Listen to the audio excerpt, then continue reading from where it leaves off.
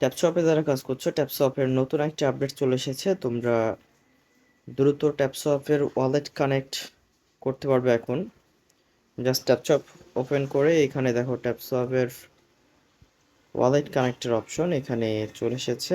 এই ওয়ালেট কানেক্টের অপশনে গেলেই তোমরা ওয়ালেট কানেক্ট করতে পারবে।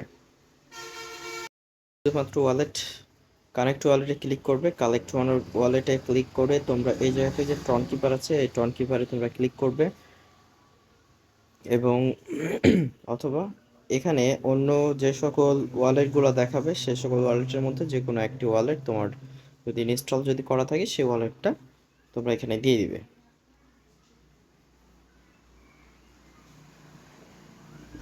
আমি ট্রন কিপারে মেরে দিলাম ট্রন কিপার ওয়ালেটে।